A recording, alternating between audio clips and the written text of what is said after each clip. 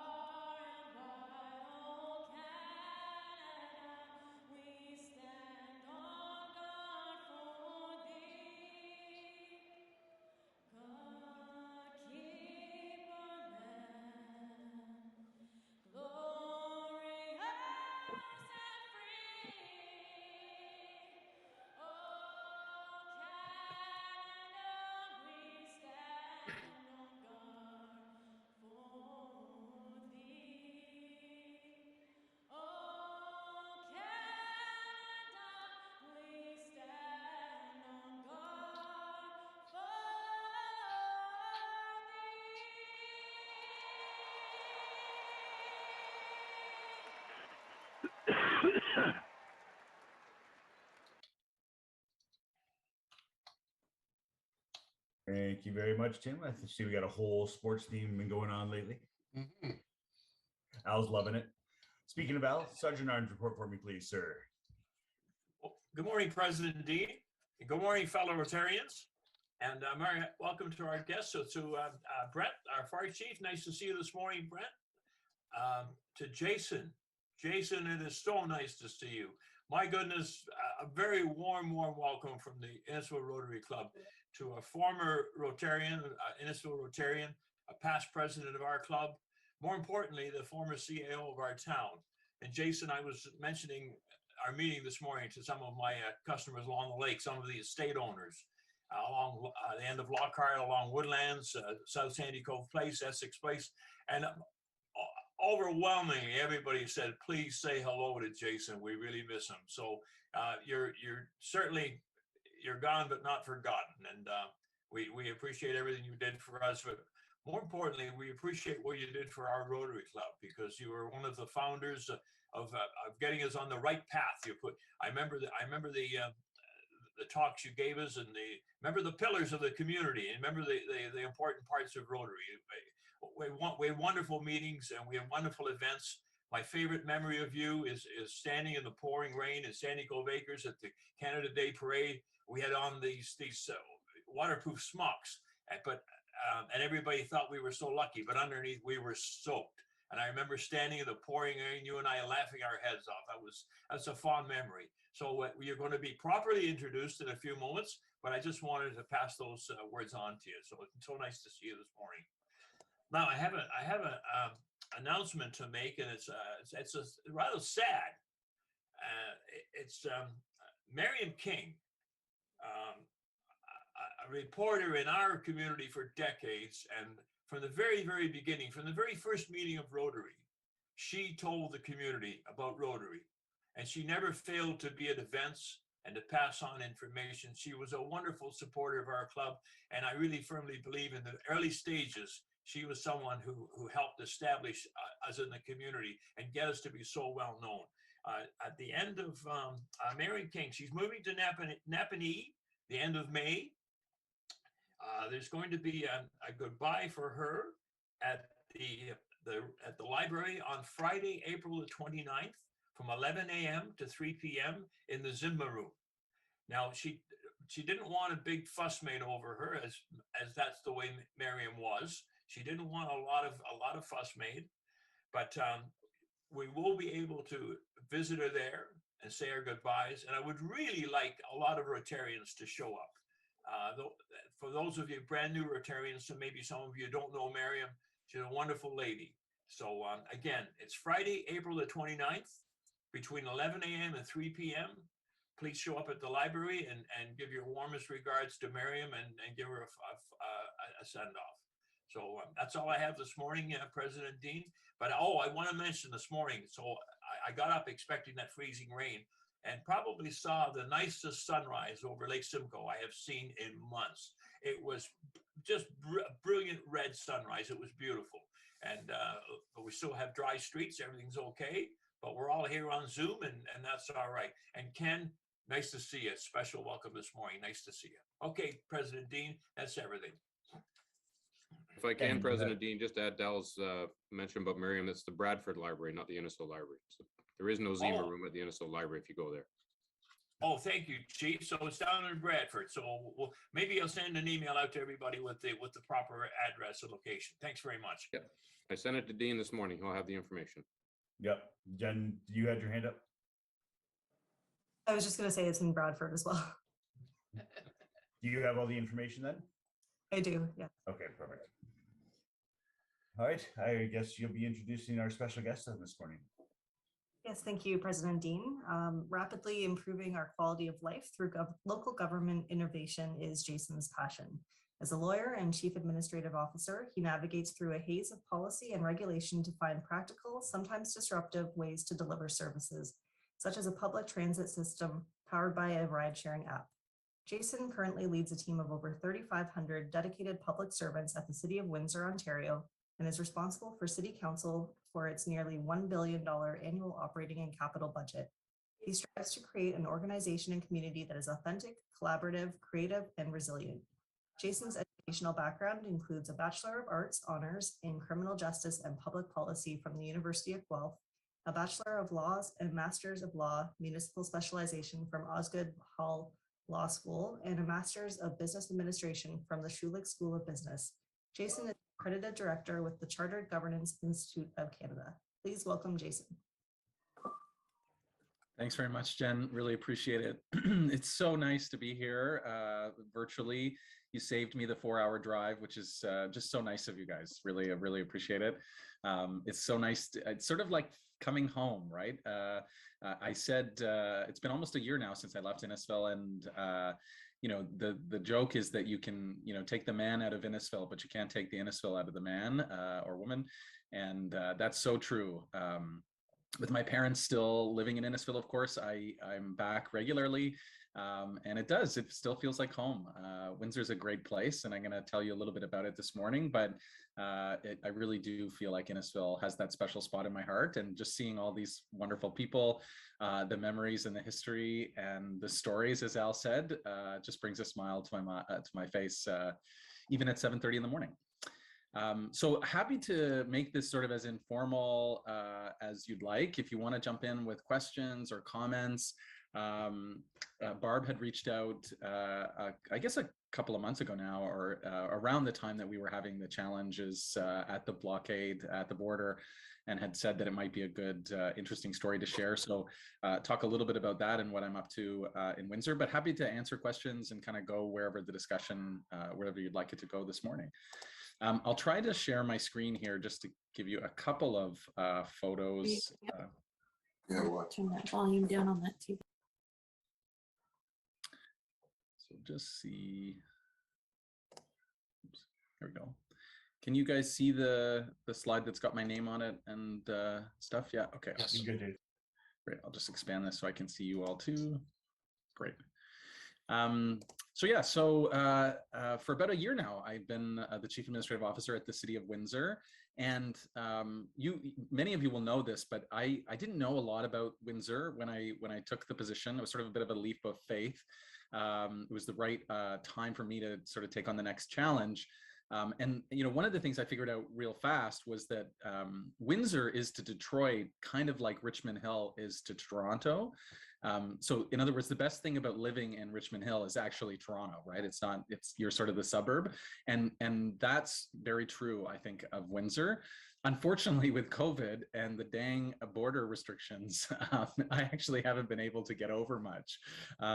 Only recently, you know, has it switched over to the rapid test on the way back. For a while there, you could get tested in Canada, go over to Detroit for, a long weekend and still come back with the same test, which didn't make a lot of sense, I don't think. Anyway, it's sort of a classic example where governments sort of do what they have to for the masses. And, communities like Windsor, Detroit, Niagara Falls, Sarnia, others that have sort of this interaction with border cities, where they're sort of one big region, they sort of get lost, I think, in the shuffle a bit. And one of the things I'd love to do over time here is create sort of an economic zone, not unlike you see in Europe, right? Where the sort of borders, there's special rules for people who live right in the communities around the borders. Because I think that there's a ton of advantage for Canada and Windsor specifically to be able to have that interaction. Because people here will literally go across, to go shopping, grocery shopping into Detroit in normal times. COVID obviously has really messed that up. But yeah, just really, really beautiful waterfront that's shared with Detroit. Tons of investment, not unlike Barrie did many, many years ago in the waterfront, converting a lot of the industrial to pathways and green space. And it's just breathtaking. I mean, you sort of see pictures of Windsor, not unlike Hamilton, where there's sort of the industrial kind of feel to it. And if you kind of come off the bridge and sort of look only one direction, you would see just that industrial side. But it's got a really beautiful set of green spaces, and they've been investing in it for a long time, and a lot of history, right? Often you think of places with beautiful buildings, historical buildings like Kingston or Ottawa, Toronto, of course, too. But Windsor has some of the oldest buildings in Canada, actually, and really interesting architecture. The vaccinations and the COVID, obviously can't talk about anything over the last year or two without talking about the pandemic. It's been a big focus for us, obviously at the city, not unlike the town of Innisfil, very focused on how we get vaccinations into people, managing the really complicated issues of forcing people to get vaccinations to keep their jobs. I appreciate everybody has an opinion about this. All I can say is my council decided to do that. And so I had to enforce it, which was really difficult. It was very, very difficult. We're still dealing with the fallout of that. I had to fire 100 people on one day because they didn't get vaccinated. So yeah, really, I mean, the pandemic has been just a really, just shitty time all around. But managing it, and those of you who have been in healthcare and trying to work on this issue for the last 2 years is really, really challenging. For us, one of the bigger challenges has been not only getting vaccines into people through mass vaccination sites. We took over the former Sears building in the mall and had it filled so we could do up to 3,500 people a day, moving through there. But also we have a huge number of temporary foreign workers or agricultural workers that come into this region in Windsor, Essex. Upwards of 10,000 a year land here to work in the greenhouses and the agricultural sector. So huge challenges through COVID to manage the inoculation, vaccination, isolation for people who would get here and had symptoms. So we had hotel rooms booked and just all kinds of stuff. We're still trying to manage those things. Really interesting interplay between the federal government, the provincial government, and the municipal governments in this area to try to manage this well. And we rely on it, right? I mean, the food production coming out of this area is enormous and just critical for all of Ontario and our food supply. And then, of course, we had the delightful blockade that happened back in February, which started out as sort of this, couple people stopped their trucks, blocking some lanes, and then quickly, sort of mounted into this really scary situation where, kudos to the Windsor Police Services, the OPP, the RCMP. London police were heavily involved because they had a public order unit, which we don't have, surprisingly, I guess, for a city of our size. So yeah, it's a really tense moments where the wrong reaction from a police officer, and frankly, a human reaction to some of the stuff that was happening, I think this could have ended very differently, right? There were no major injuries, very little property damage. Putting aside for a moment whether it's appropriate to sort of protest against vaccine mandates and stuff, this corridor, moves something like $400 million worth of goods a day.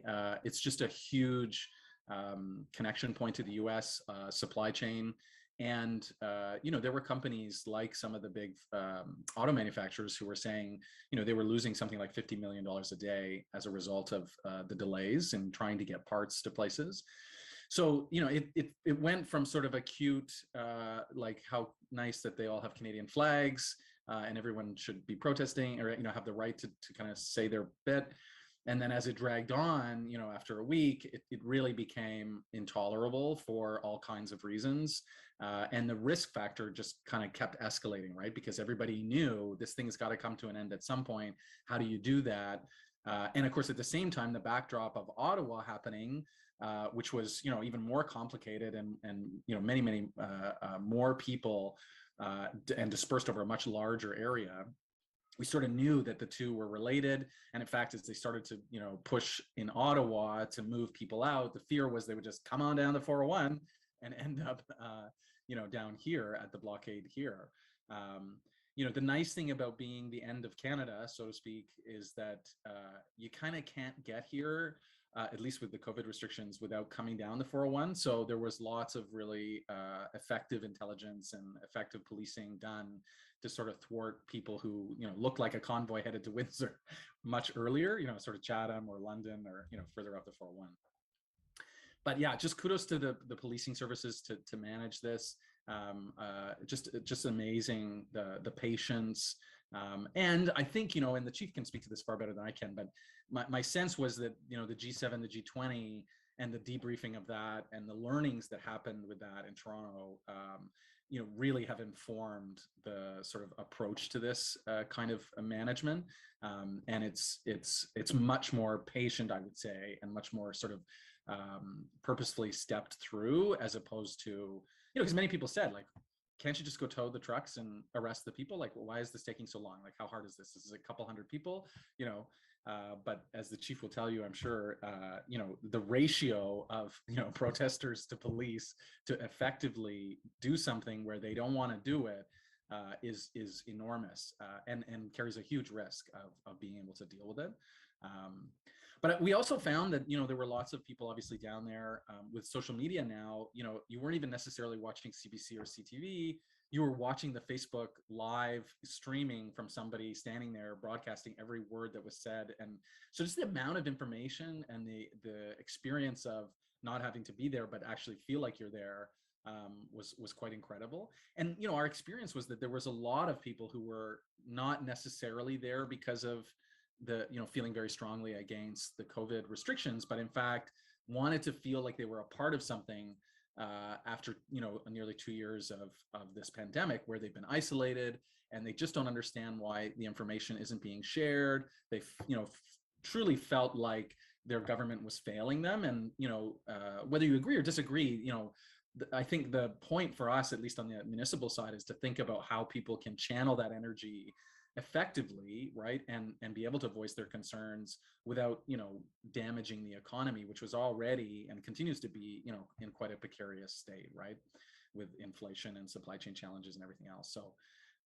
yeah, quite an experience. Happy to talk more about it and take questions and stuff as we move through this. But there is light at the end of the tunnel. I can't wrap the presentation without talking about the largest automotive investment in Canada's history. With the announcement of Stellantis and LG Energy Solutions battery manufacturing gigafactory in Windsor, which just happened last week. So really, really exciting news for this area. Windsor has been on a decline, as well as Detroit, for so long, with the automotive sector constantly kind of dropping shifts and offshoring a lot of the production. And so this really signals an inflection kind of turning point for this region. To know that, the future car will be manufactured, or at least a good chunk of it will be manufactured here. So Stellantis will have two battery manufacturing plants like this, one here and one in the US, and that will supply all of their cars. So Stellantis is the beast that kind of arose from the bankruptcies of Chrysler and Fiat and that sort of merger. if you didn't know. So the Chrysler minivan, those kind of things are built here in Windsor. And so this is the future. And, you can tell with having, good old Premier Dougie Ford there, Minister Champlain, the Prime Minister was supposed to be there, but got called away to NATO or something, and something to do with Ukraine. Anyway, I'm just kidding. Of course, he should be there. It's very important. He did send a video message though. So, that shows you how important it was to him. But yeah, it's a $5 billion investment, 4 million square foot facility, will employ up to 3,000 people, and then plus the supply chain, right? So, and the big selling feature for these, the private sector is that Canada can do the provide the resources for batteries, manufacture them, and then put them into the cars. So the full value chain can happen here in Canada, which is really exciting for Ontario, Canada, and the region. So really exciting news. It's always nice to have good news at this time. I don't know why, given the pandemic and everything else. So really, really exciting there. That's the size of the site. So just to give you an idea, it's a huge, massive facility.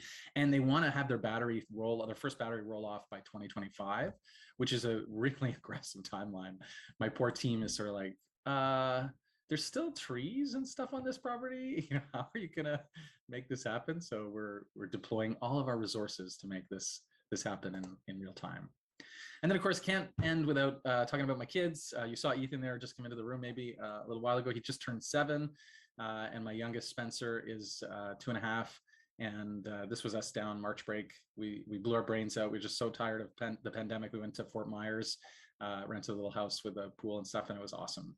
Just so fun. So yeah, and that's my wife, Karen. So yeah, so that's the quick Reader's Digest version update of Jason Rayner. I'm happy to take questions and answer anything. Maybe I'll just stop sharing my screen here. Go.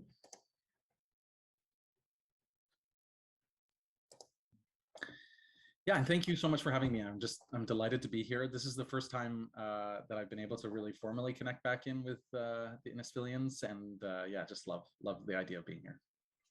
So Jason, can I just make a comment? So when I mentioned to a couple of the people along the lake, and you know them very well, that you were going to be on our Zoom meeting, they said, well, tell them congratulations for landing that big deal on that battery company, because, and they've all got the electric cars, of course, down there, but one in particular, and you'll know the name Louis Resnick. Louis, quite a character. And Louis said to me, he said, you know what? They knew what they were doing when they got Jason down in Windsor. And I'm going to tell you something, Al. As soon as I saw that announcement for that factory, I knew that Jason Rayner had something to do with it. And so that is a huge coup for the town of Windsor. And I can only imagine that you worked many, many hours on that. So that is huge. That's probably one of the biggest deals in Canada in many, many years, right? Yeah, no, it is, Al, for sure. Thank you. And I mean, I can't take credit for it, but I, was part of the team that it's amazing how much goes into negotiating before an announcement like that, gets into the public realm. It's the federal government and the provincial government just, really stepped up to provide, a lot of incentives for the companies to do this. But then, it only works if it works, right? And so, a lot about the site, what can be developed, how do you get the people in, how do you get the people out, the road, the infrastructure, gas, electricity. You can imagine a facility like this, it will eat up almost 50% of our future capacity for industrial development in this one site. So lots of due diligence and work in the background. But yeah, very happy to have the politicians stand up and talk about it. It was funny. I don't know if anybody saw the announcement, but it was about 2 hours of, no, you're great. No, you're great. No, Minister Champlain, you're amazing. Oh, Dougie Ford, you're so good. We just all love each other, and you never see that with different colors and stripes. Anyway, it was pretty funny. I have a question. Is it good? Yeah. Go ahead, Chris. Thank you.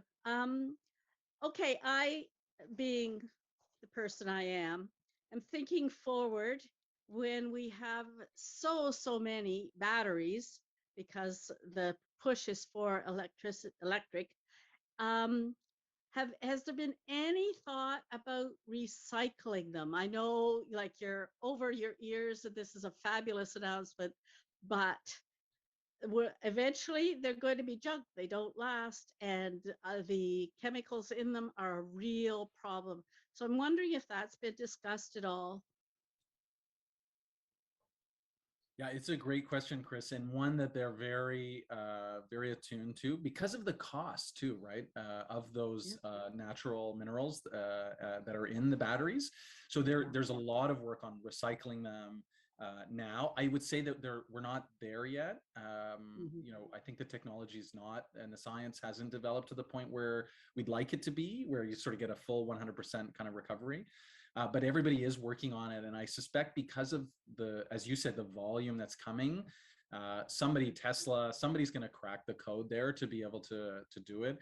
Tesla had at one point thought actually it would be economical to have you pull up instead of, you know, at a fuel gas station, you'd pull up and then the battery would drop out of it and they would give you a new battery and then they would go recycle that battery and then, you know, kind of continue the value change that way.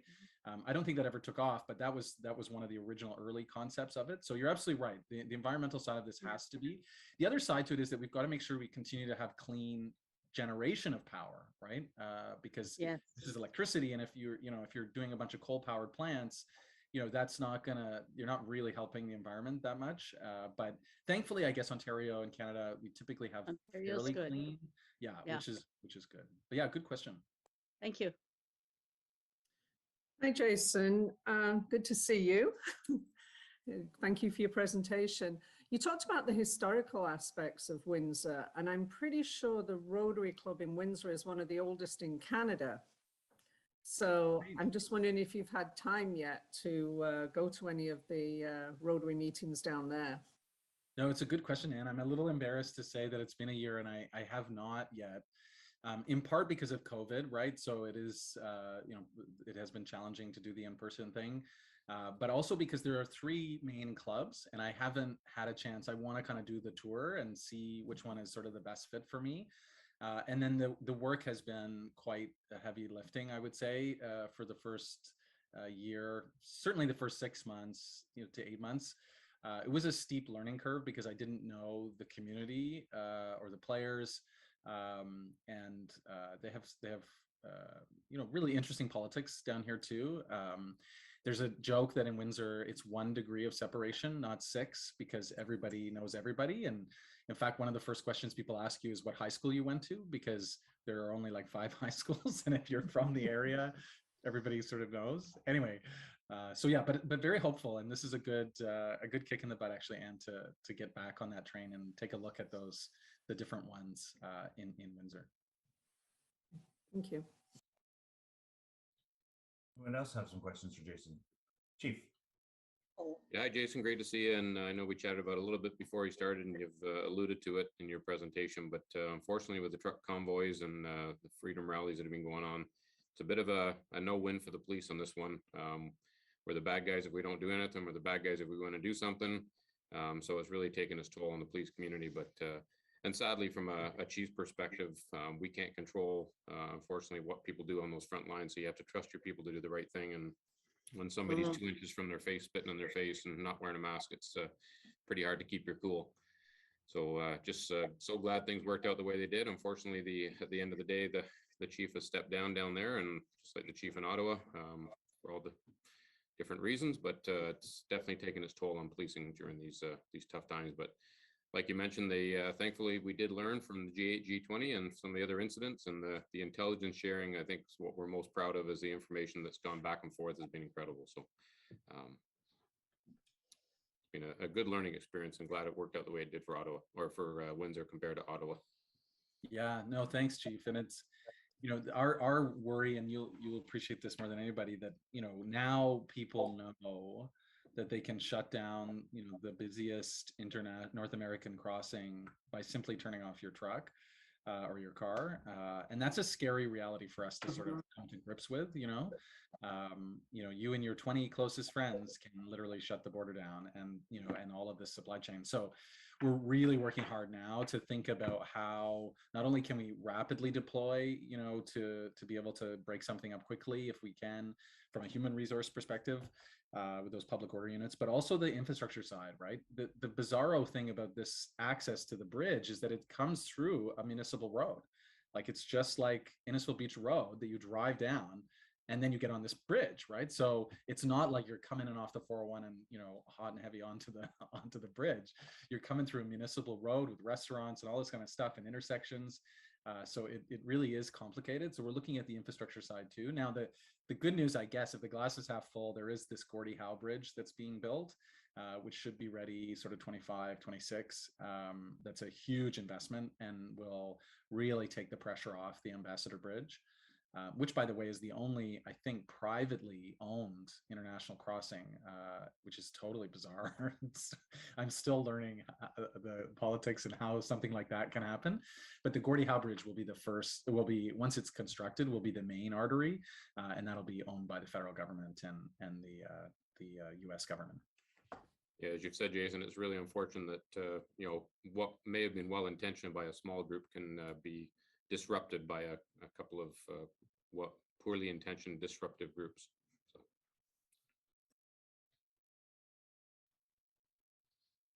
I'll just say, Jason, congratulations for being part of basically a social renaissance of Windsor. I mean, I can remember being through there 10 years ago and finding areas that were almost derelict, because, you know, and the property values had plummeted really badly in the 90s, probably because of the connection to Detroit, which wasn't very friendly back then. So I know that you as a CAO are certainly a major part of making Windsor the city it deserves to be, which is, you know, great and vibrant. So awesome.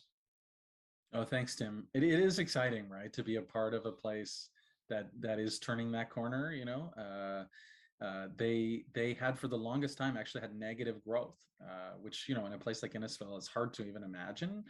But the numbers coming out of the latest census was 11% growth, which for this city is it's tremendous, right? And really does change the whole feel and vibe of the place, right? Because they are now starting to believe themselves that they're sort of worthy of a higher quality of life, and that's really exciting to be a part of. Awesome. Anyone else have questions or comments for Jason? Hey, Jason, it's Susie. How are you? Hey, I remember back in the 70s, my family's from Cleveland, so they really did a big turnaround too. So I'm excited for Windsor and the changes you're bringing in, and it just is a different feel to Cleveland. You wouldn't go downtown, and now the Flass is the highest populated area for entertainment and great things to see and do down there. And I remember back when 9/11 hit and the Windsor Bridge was affected, and we had my last life, I had a company on the other side in Sarnia, and my boss got stuck on the bridge forever. Have they made any changes to that kind of thing? I know there's a lot of tension out there now with all the stuff happening overseas.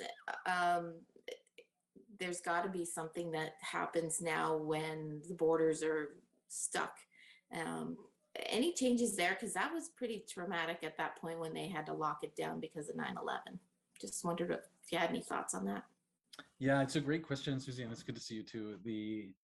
I had assumed that there would be more in place because of 9/11, and I think there was right after 9/11, and then, you know, it sort of over time has slowly kind of come back to sort of a normal. Because I was surprised that some of the reactions from the policing community, RCMP and stuff, wasn't faster or more kind of coordinated because of the 9/11 pieces. So yeah, it's surprising. I think this will be a good reminder and a good kind of refresher, that, you know, we all have to kind of work together to protect that crossing.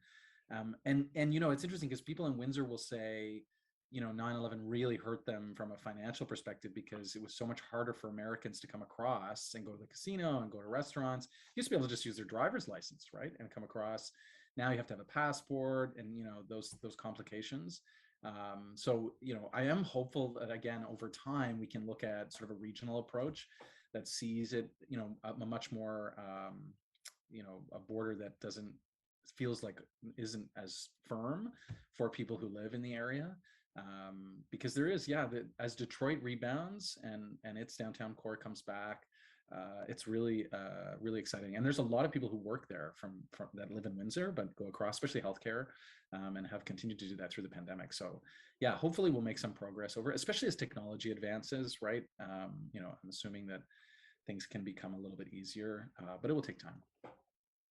I actually have a comment, Jason. Hi, first of all, good to see you. Hi, good to see you, Jen. One of the things when I was in Switzerland, my husband and I were skiing there, and when he broke his leg, a lot of the nursing staff in the hospitals and the private clinics and that were actually from France, and so they would come in and work across, do their daily work and that, and then go back home over to their neighboring country. And it was interesting to go through that process, to see that happening. I even went out with a couple of the people from there that one of the nights, they took me on a tour, but it was interesting because they didn't have a passport. They had a special kind of card that they would use to go over across the border. Is that happening now here in Canada, or is it something that's totally different from that? I mean, the Nexus passes are big here, for sure. So there are Nexus lanes for the crossing, both the tunnel and the bridge. So I know people use that to their advantage. The problem is that I've been trying to get the interview, but it's because of COVID, they haven't been doing Nexus interviews for quite some time. So yeah, hopeful that they'll start that again, because you have to go over and have the interview. I think it's the consulate office or something. So yeah, hopefully more and more of that will be able to make it easier for people to go back and forth, work, and a lot of families here are actually broken across the border. So the mayor, for example, his brother lives in Detroit. I think his sister does too. So there's lots of families that live on both sides, and it's been hard. The pandemic's been really hard for people to not be able to see each other as frequently as they used to.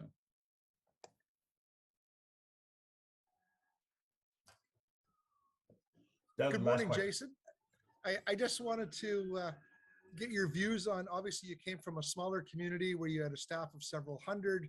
You probably knew almost all of them by name, knew their families and things like that. And now you've scaled up to a community, a staff of several thousand, I am sure, and in a much bigger community, much more sprawling. How was that experience, and any stories about stepping into the big pond with the big fish? Yeah, if we had a few hours, Doug. Yeah, it's a good question. I mean, a lot of the issues are not dissimilar, right? How do you improve the quality of life of people, right? That's sort of universal in the municipal space. I have had to learn a lot more about the social issue side, because in Innisfil, the county of Simcoe actually has responsibility for the social service side. So EMS, opioid crisis, homelessness, those kind of challenges, which, thankfully Innisfil doesn't have a ton of, but there are, certainly some of it, but the county sort of provides the support and for those services. Whereas in Windsor, we do it all. We're a separated city, not unlike Barrie is, I guess. And so we have all of those portfolios.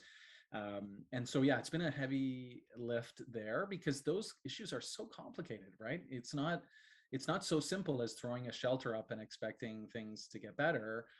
All of the issues that come with and the challenges that lead someone to homelessness, need to be addressed and supported as well.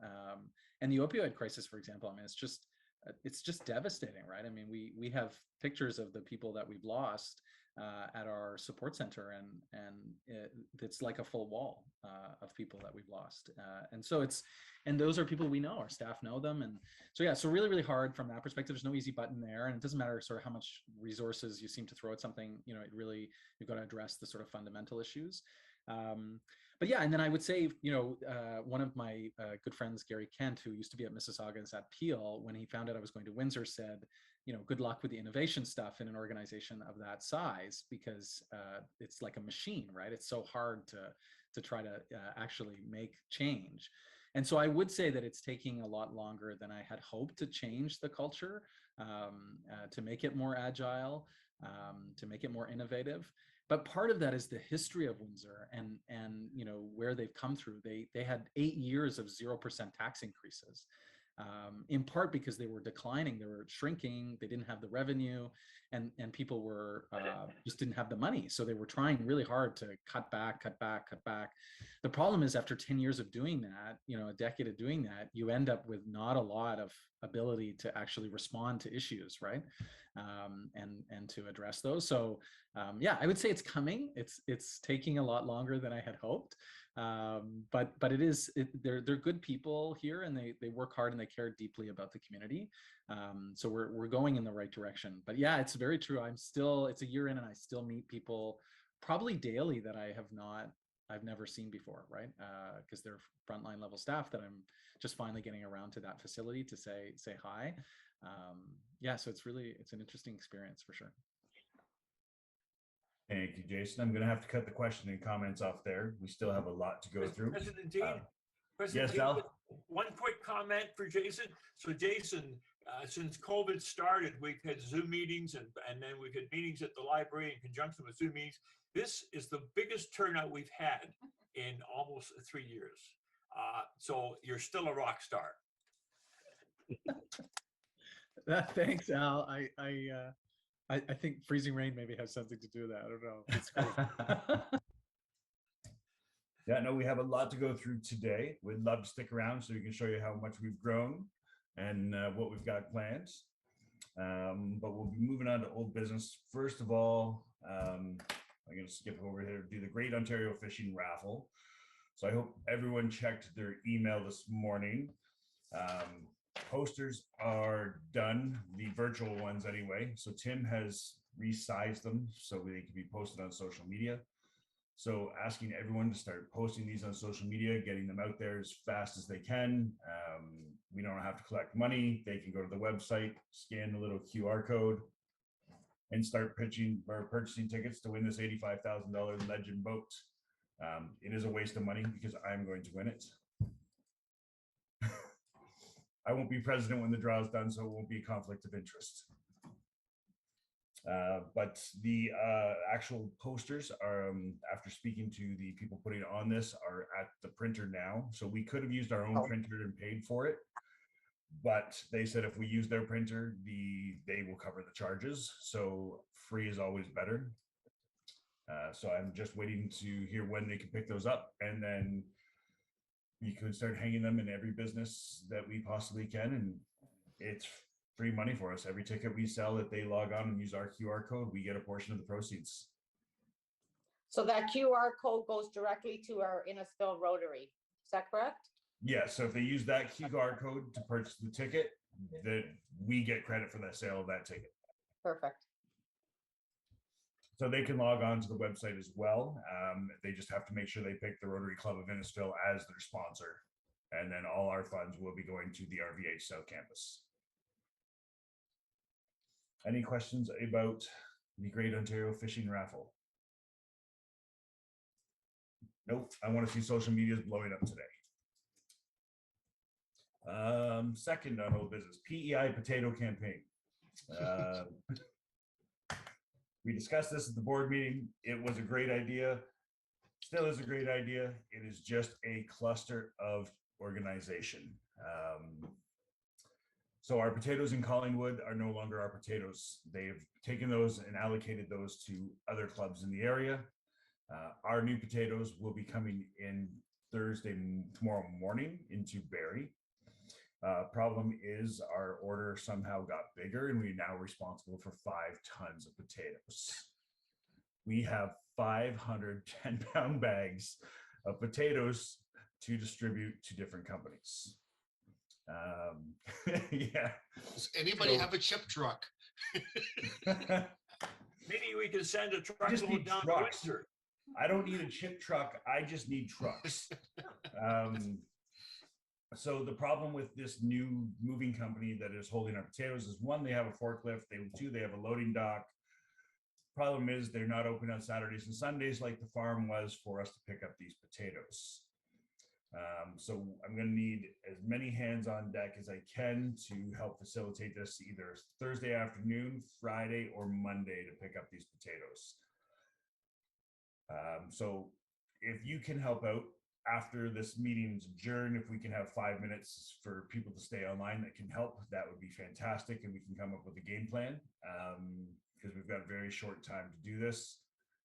And if we need to, we'll fill my garage. So just don't tell my wife. It'll be a surprise.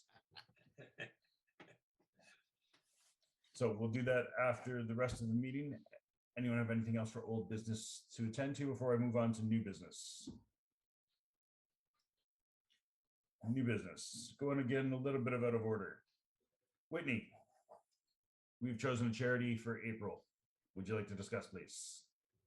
That's right. So last night at the board meeting, we discussed we will be collecting items for the Women and Children's Shelter in Barrie for April.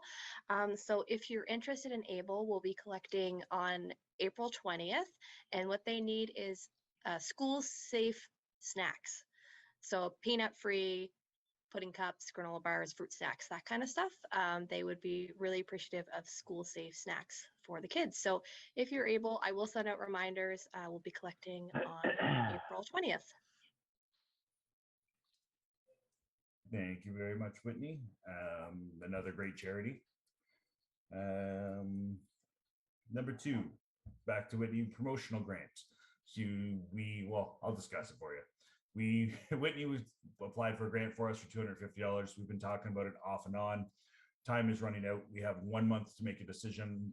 Basically, we have to spend $500 on promotional products to get our Innisfil club better well known in the community, and we will get $250 back from the district. So we need ideas on how to spend this, how to get more well known, and we have to decide by the end of the month so we can get this done. So if anyone has ideas, please bring them forward. Email them to myself, to Tim, to Whitney, and we can bring them forward at the next board meeting and then have a discussion with the rest of the team. I will be having reminders of this every week. Thinking caps. 3, Matthew's house. Allison Jacks works for Matthew's house and are hoping to have an event on May 1st in Innisfil. The board has decided that it would be great for us to partner with them on this. Allison will probably send out some more details on how many volunteers and everything she's going to be looking for. Do you want to talk a little bit about it, Allison? Yes, thank you so much. That's great news. We're really hoping to make this event something that we have satellite hikes going on all throughout the region we serve. And I really think that it's something that the Rotary does for other events, basically a registration table and a barbecue. And from what I've heard of what you do on different occasions, I think it will be very simple and hopefully fun for all of you. Thank you. And I will reach out to Whitney with promotional material. I have sent the request into the town of Innisfil to use the trail in the Rotary Park. And I'm a bit confused based on conversations with President Dean, because they've not mentioned at all a permit. They just more said they were sending it in as a request to hold an event. So I'm going to follow up now that I've heard back from the board of the Rotary, and it's a go ahead. I'm basically going to reach out to them and say politely, we are doing this. So I'm just wondering what email and from who I need to proceed. So I will absolutely be in touch with all of you with more information. And I will have our marketing and communications an event team at Matthew's house reach out to Whitney And we will tweak the promotional material that can be blasted out to all of the Rotary social media to get some engagement, sponsors, and teams signed up. So thank you. I'll be in touch with everyone. Thank you very much. It's always great to partner with different people in the area. And speaking of that, Onion Fest, Doug and I had a meeting with Ice Corp in regards to their Onion Fest. And as a board, we decided last night that we're going to help out with and partner with them as well to help out on the Father's Day weekends. Basically, what they are looking for is Rotarians with their Smart Serve. I wasn't part of it in the past, but Doug says normally we've had a lot of work to do. Basically, they've set up all the trucks, ordered all the alcohol, just looking for Rotarians with Smart Serve to serve at the event. So they have agreed to about a $5,000 starting wage for Rotary to do so, for us to give back to the community. Based on how much the event makes, that can go up from there. Doug and I spoke. Doug's going to be reaching out to, I believe, Liberty North about doing a class for those who don't have their Smart Serve. Show of hands, how many people here actually have their Smart Serve? One, two, quite a few. Okay. Who would be interested in getting their Smart Serve? Quite a few more. Perfect. So we can put that out there and have, because basically the Friday night they're looking for about, from 5 to 11, they're looking for about 6 bartenders. Saturday is from noon to 11. So during the day, they said they can get away with 3 or 4. At night, probably 6 to 8 because it's the busy night. And then Sunday from noon to 5, again, about 6 people. We're going to have signage at the event. We can set up a tent and sell 50-50 tickets or whatever promotions we have going at that time as well. But it's a great way to get out into the community, and we're pretty excited about doing so. Any questions? No. All right.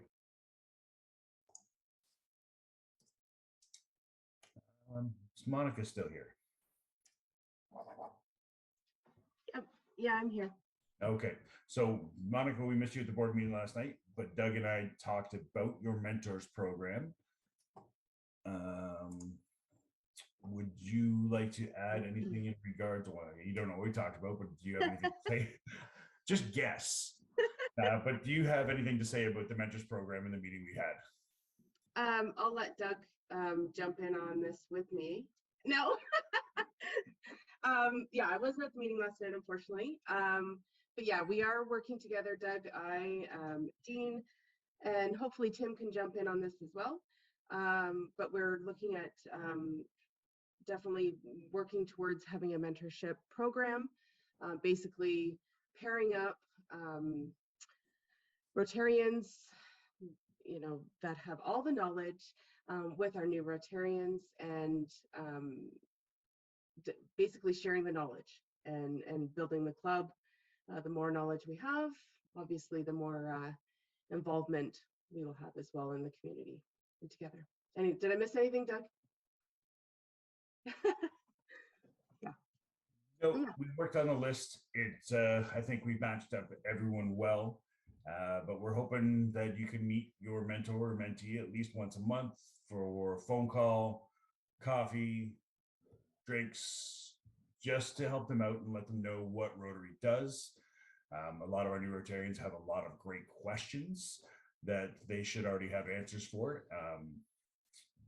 I'll blame COVID, but it's we should be better off at educating our new members on what we do, what we've done, and what we're going to do going forward. So, Monica, do you want to start sending out that list to people? Yeah, yeah, okay. I can do that. I'll do that this afternoon. I'll send it the pairing. It hasn't changed since we met last, right? Not unless you've changed it. No. Okay. Yeah, I can do that this afternoon. Okay, so everyone will know who they're paired up with, and you have a new Rotary buddy.